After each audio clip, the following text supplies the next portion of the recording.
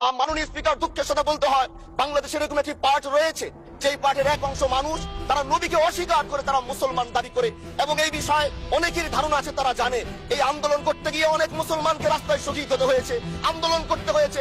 স্বাধীনতার পর থেকে আজও সে আন্দোলন চলছে, কিন্তু আজও পর্যন্ত সেটা পাইনি। আমি মাননীয় প্রধানমন্ত্রীকে বলবো, আপনি বাংলাদেশে একটি ইতিহাস রচনা করে যাবেন। আপনার মাধ্যমে যদি এটা স্বীকৃতি পায়, যারা নবীকে অস্বীকার করে তারা কোনোদিন মুসলমান থাকতে পারে না, এটা আইনের মাধ্যমে, এটা বাংলাদেশের পার্লামেন্ট থেকে ঘোষণা হবে, সেটা আমরা চাই। মাননীয় স্পিকার, আরেকটি কথা, আপনি জানেন আমরা আমাদের নবীকে সবচেয়ে বেশি ভালোবাসি, যিনি আখিরি নবী, যাকে বলা হয়েছে ওয়ামা আরসালনাকা ইল্লা রাহমাতাল লিল আলামিন। আমরা বারবার দেখছি কিছুদিন পর পর তারা যেন কিভাবে এসে আল্লাহ নবীর শানে কটূক্তি করে, নবীকে নিয়ে অশ্লীল ভাষায় গালিগালাজ করে, নবীর শানে কটূক্তি করে। এই আন্দোলন, এই সংগ্রাম করতে গিয়ে আপনিও মাননীয় স্পিকার দেখেছেন রাস্তাঘাটে আন্দোলন করতে গিয়ে কত মানুষ মৃত্যুবরণ করেছে।